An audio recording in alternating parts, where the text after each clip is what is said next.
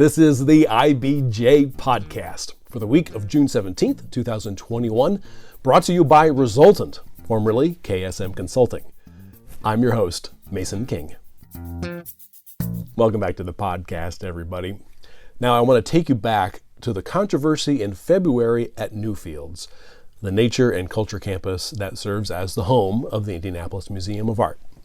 The museum released an extensive job description for a new director, essentially its chief executive.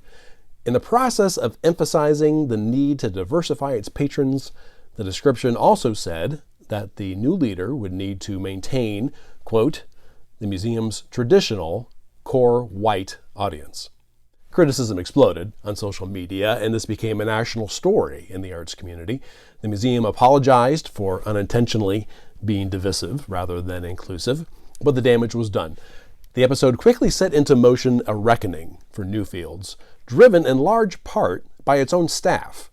A group purporting to represent 85 staff members and stakeholders presented an open letter saying senior leadership continually subverted their efforts to create a more inclusive institution.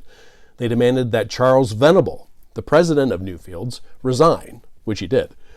They demanded organizational changes and a deep reevaluation of the institution's Board of Trustees.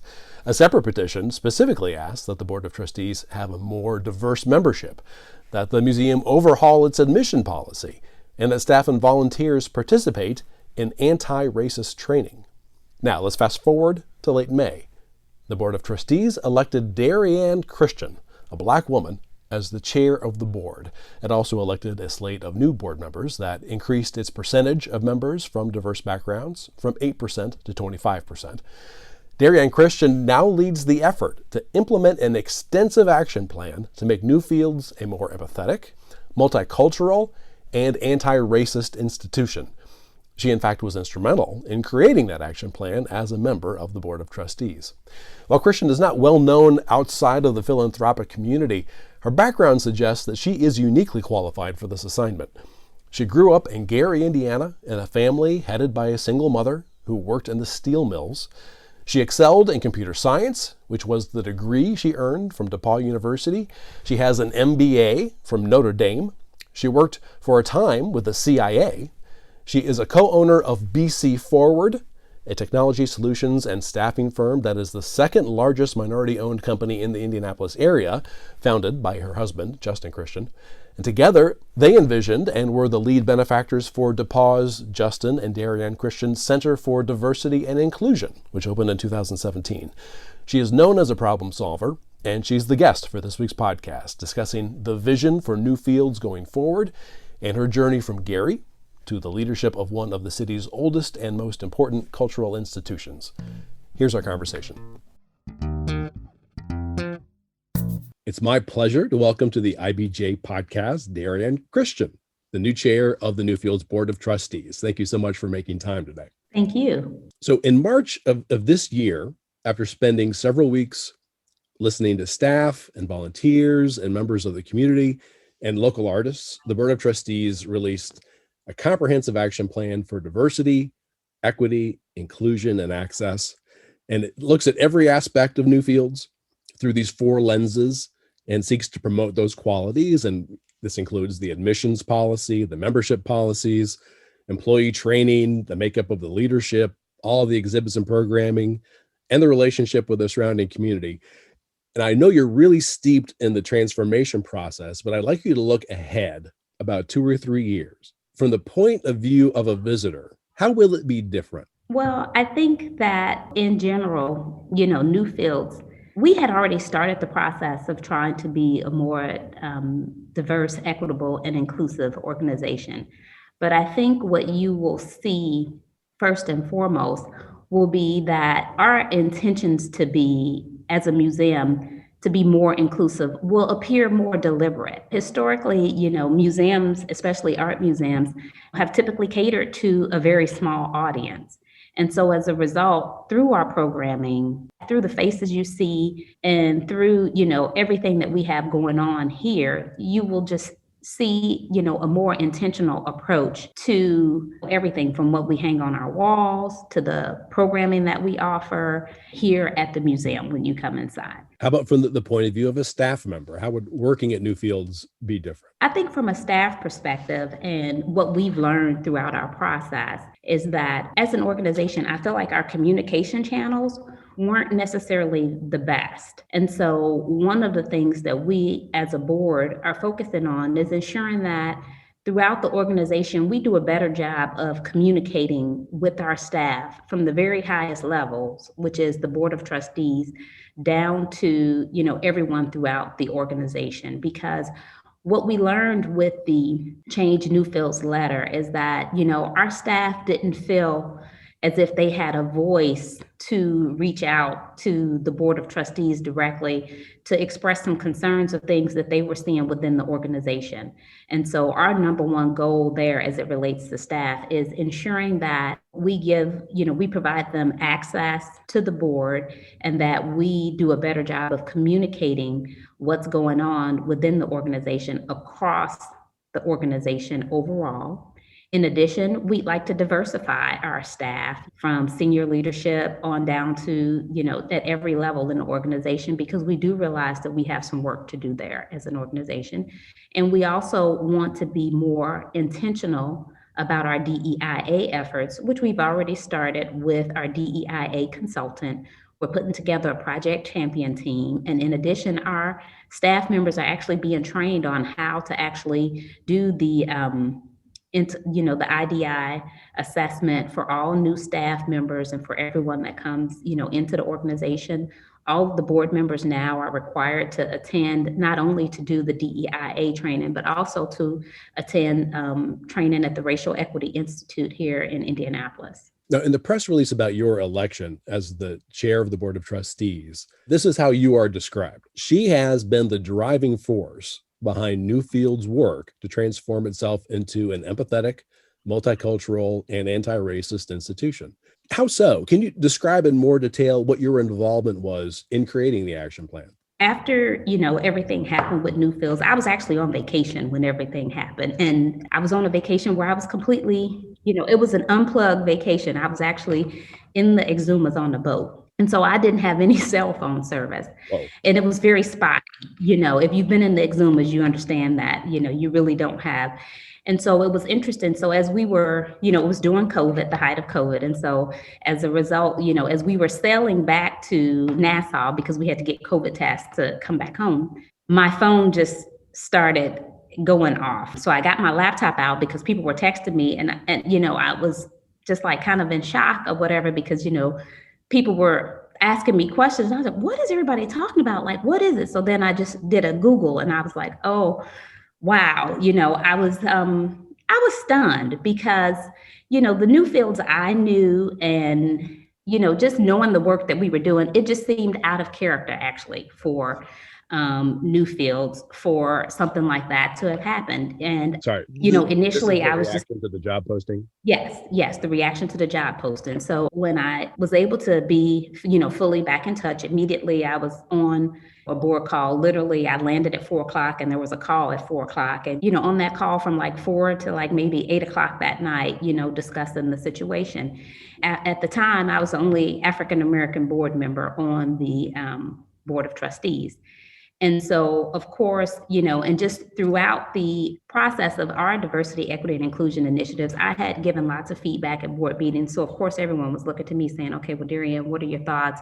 What do you think? And then, at that time, I was just a board member on the committee. I wasn't involved in any leadership, like serious leadership capacity on the board. And so as this process was unfolding, right in front of me, I just felt the need to get involved because I felt like, Newfields was being represented, in the media over this incident in a way that I knew internally that was not how we had been conducting ourselves.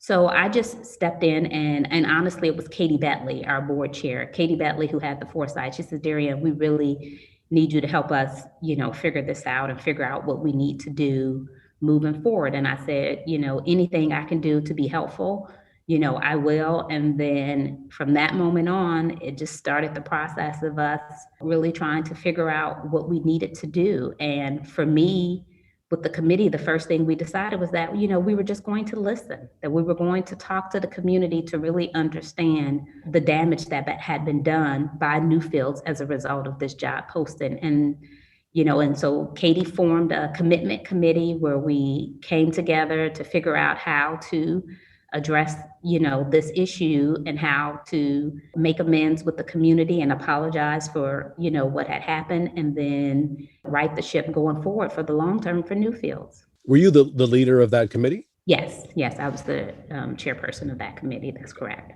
Okay, let's take a quick break to hear from our sponsor. This is the IBJ Podcast.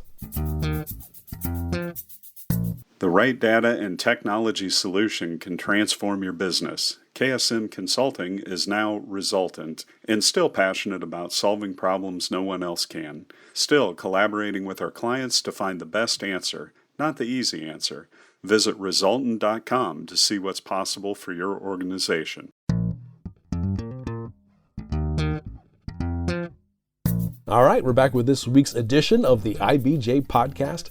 Again, our guest this week is Darrianne Christian, the new chair of the Board of Trustees for Newfields.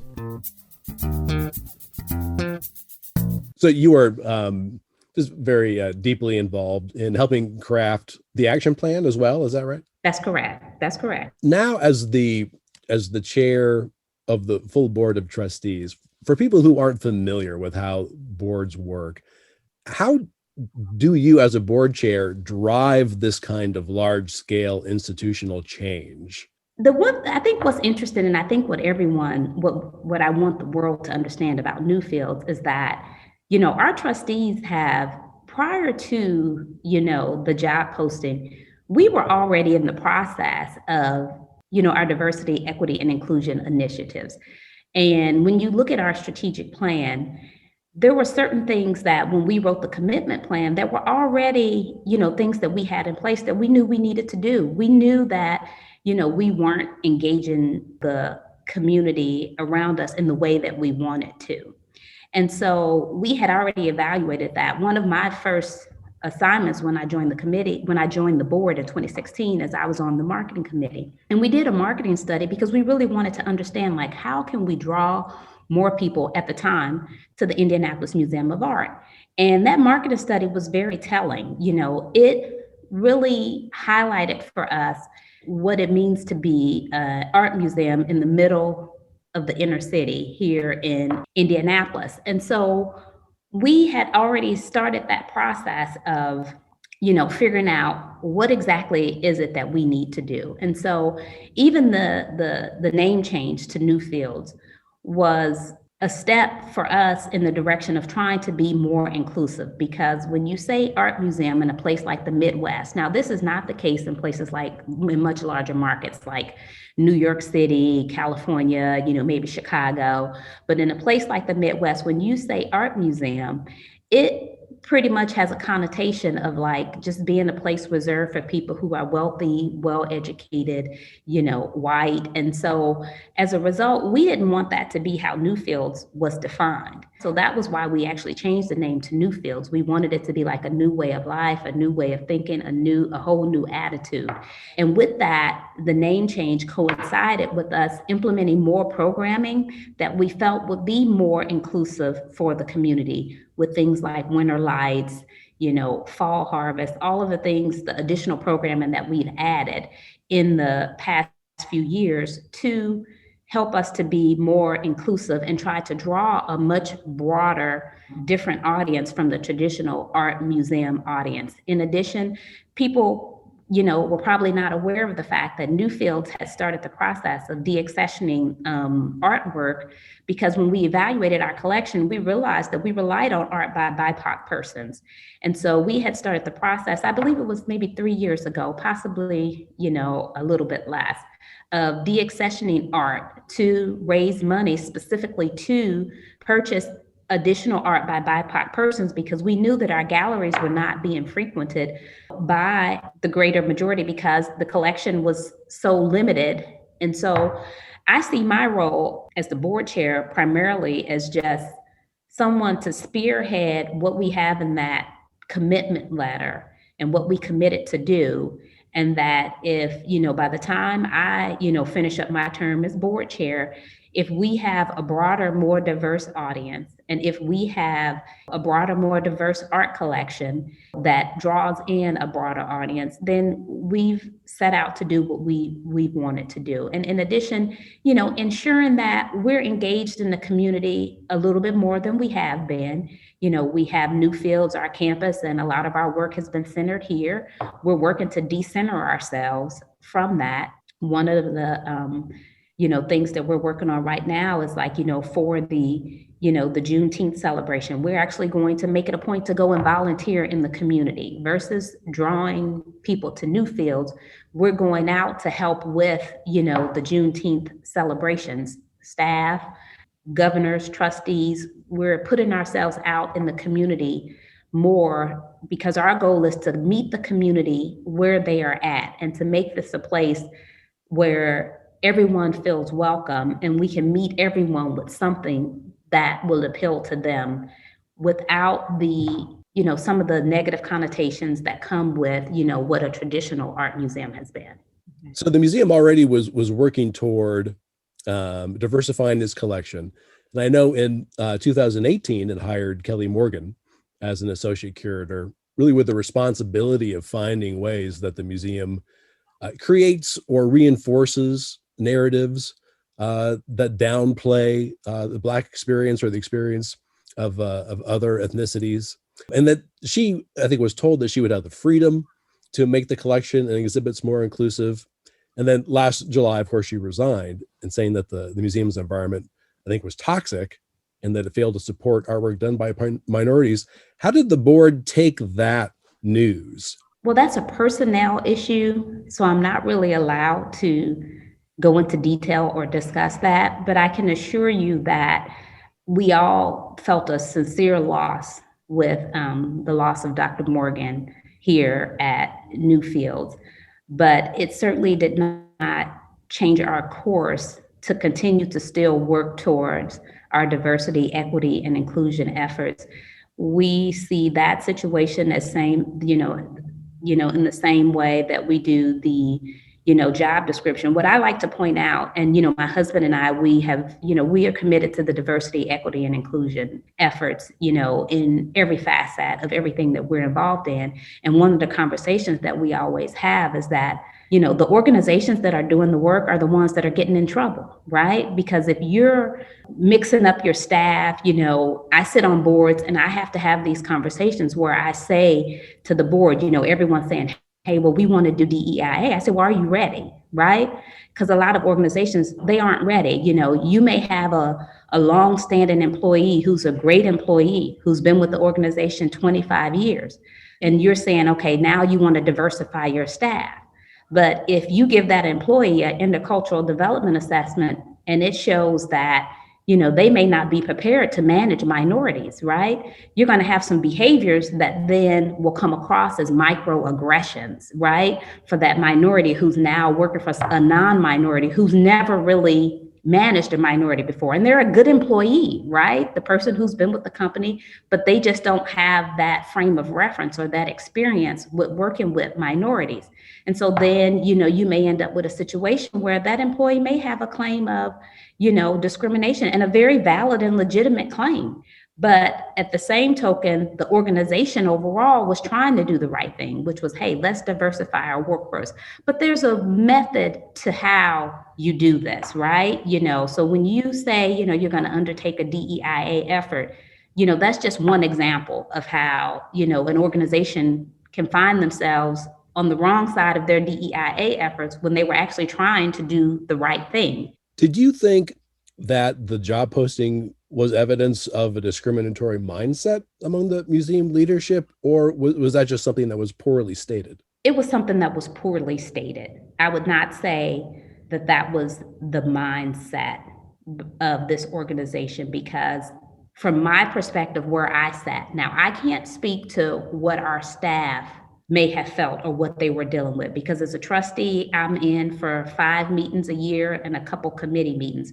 But what I do know is that in our trustee meetings, diversity was always at the forefront of our conversations.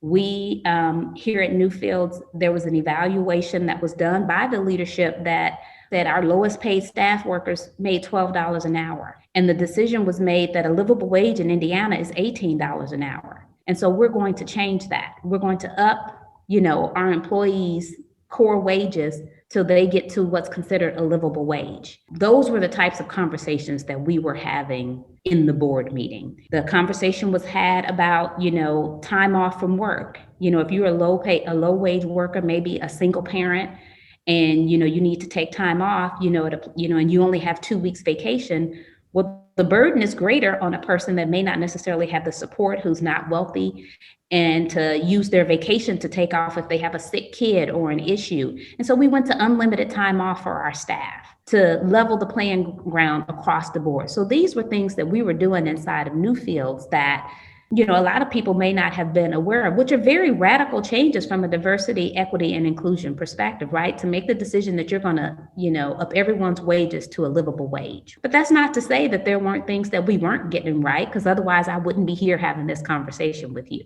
And we've acknowledged that, and we know what they are. And we know that as we're going through this process, the first conversation I had with the commitment committee when we started was, I said, okay, guys, we have this job posted.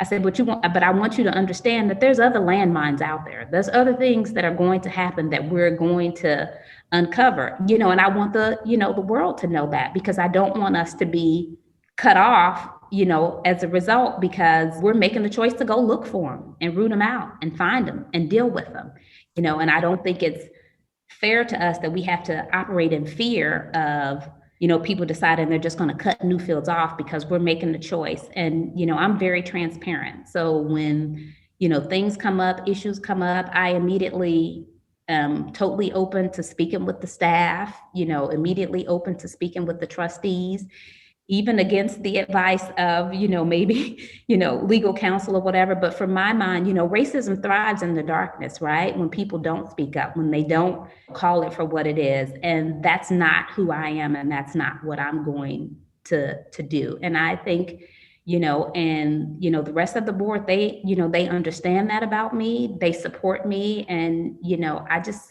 I feel like we're in a really good place from from the board's perspective and from a leadership perspective right now to really move this institution forward. This might fall under the rubric of personnel decisions, but can you say whether or not the board asked Charles Venable to resign? No, I cannot. That's a personnel issue. Do you think that he needed to resign in order to move forward? I think I'll choose to pass on that question. Fair enough. I want to acquaint our listeners with your background because it's really fascinating. And I'm going to start us off with a few things that I think I know, but you certainly can correct me if I'm wrong.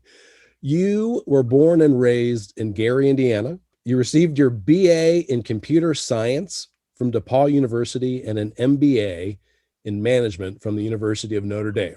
That's correct. So far, so good. While you were studying computer science at DePaul, how many of your classmates also were Black women? None.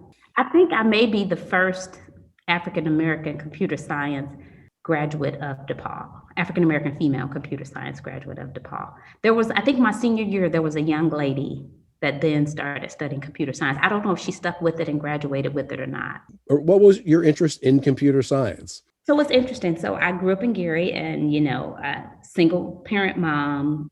My mom had 5 children. There were 4. I had a sister that passed away at a very young age. But, so there were all these programs, back when the government got the importance of having programs for poor kids. And so I went to like a computer camp one summer and learned how to program. And back then it was just like you wrote a program to like move a ball across the screen, right?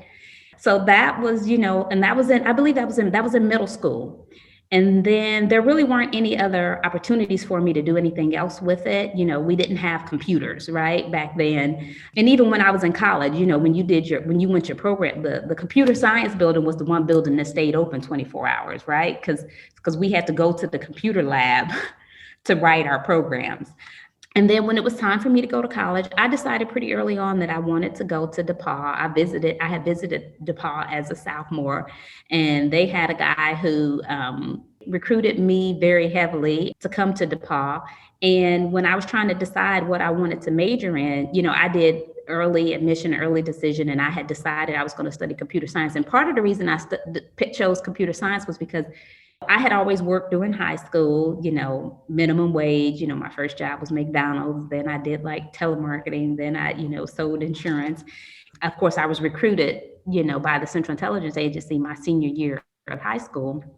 And I had pretty much decided at that time I was going to study computer science because it was a well-paying job. And I just, I grew up struggling. Like I understood what it meant to have bills that you couldn't pay. I watched my mother struggle. We spent a lot of time alone. My mother worked in a steel mill in Gary. There'd be times where she would go in and work the 7 to 3 shift, and then she'd call us and say, "Hey, I'm gonna work second shift. I can get overtime." And then she'd, be from the phone directing, my sister and I, put the roast in the oven, cut up the potatoes, make sure you clean up, did you do your homework? I just knew I didn't want to have to struggle like that. I didn't want to have to work 2 shifts and then, and computer science at the time was a well-paying job. And I had enjoyed computer programming. It came, pretty easy for me. And, it just worked itself out. And then I believe that's how the agency decided to find me, because at the time they were struggling to recruit.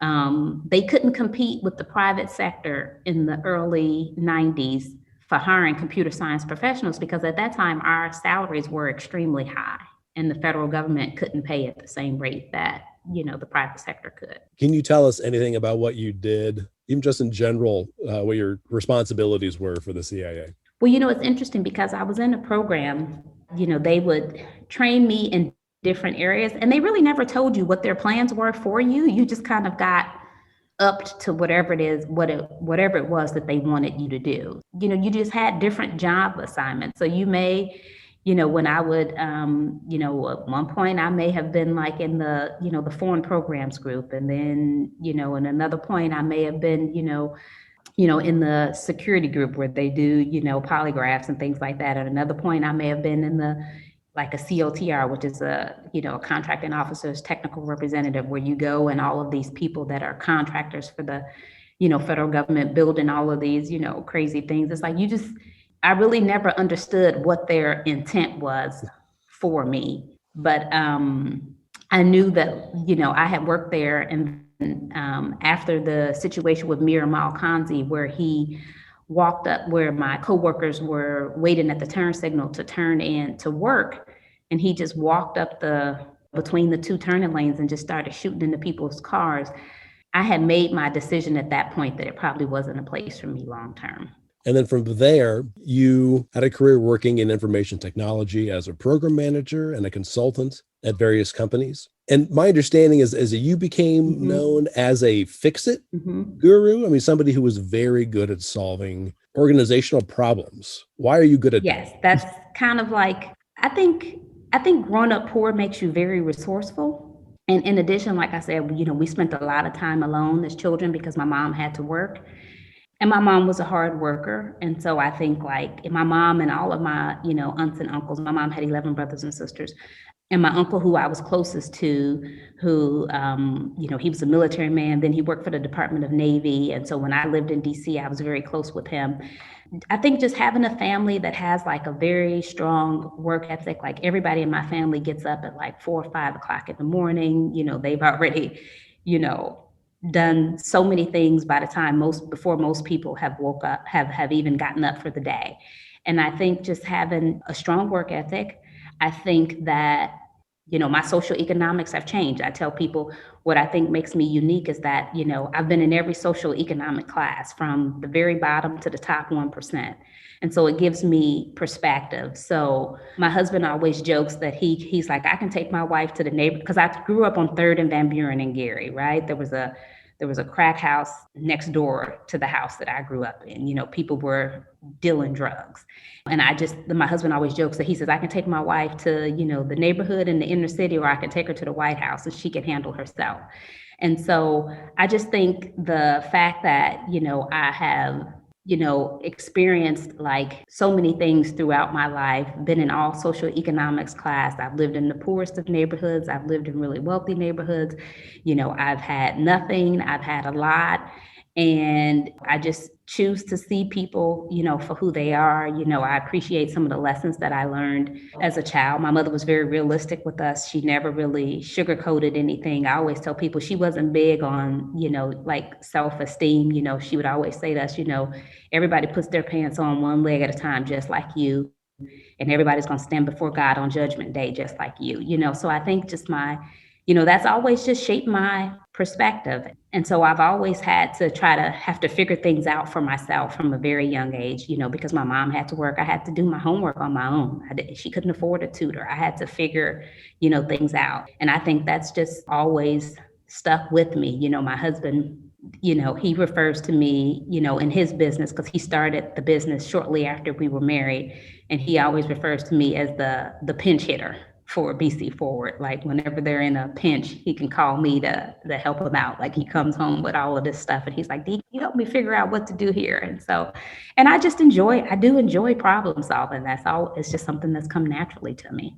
And do you feel like your experiences in business and in DePauw and with the center, they informing the work that you're doing now with the museum? Absolutely. Absolutely. Because I feel like it gives me a perspective that a lot of minorities still aren't able to have, right? My husband and I, as business owners, we own not only one of the largest or probably the largest African-American business in the state, but it's also one of the largest business in the state. And so as a result, that gives us, access and the ability to be in rooms that maybe other African-Americans might not have the opportunity to be in. Right. And so with that comes the ability to glean certain things and then take them back and say, okay, well, this, works or this doesn't work. And, and just being able to give the perspective, when we're talking about something, I'm also on the board of CICF and, the Eskenazi Health Foundation. And so there's certain things that like maybe when conversations are coming up, okay, well, I can give you what a poor person's perspective is because I've been poor and I get it. I understand that like, hey, that ticket price is too high or, well, they don't know, they don't have a way to get here. Things that sometimes people who have everything may not even consider as a barrier. Well, this is great. Why don't we check back in about a year and see how things are going? That sounds like a plan. My thanks again to Darrianne Christian. Hey, before you get on with the rest of your week, I want to draw your attention to some strong stories in the latest print edition of IBJ. First up, you can add Indianapolis-based Herff Jones to the long list of local companies that have been hacked for their customers' personal information. Susan Orr reports the company now faces 3 lawsuits from college students and their parents who say they were hit with fraudulent credit and debit card charges after using those cards to order caps, gowns, and other graduation gear from the Herff Jones website. Also in this issue, John Russell reports that use of the 2 COVID-19 antibodies developed by Eli Lilly and Company has been waning in the U.S. And Kurt Christian reveals that Carmel, Fishers, and Noblesville are among the roughly 50 cities nationwide that are now projected to get less than half of the COVID relief money they originally expected. Again, you can read these stories in the latest print edition of IBJ or online at ibj.com. I will say it is quite a bit easier to access all of the latest local news about business and politics and all of IBJ's data on Central Indiana's business community and economy if you're a subscriber.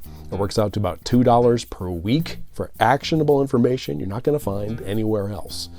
Just go to ibj.com and click on the subscribe button.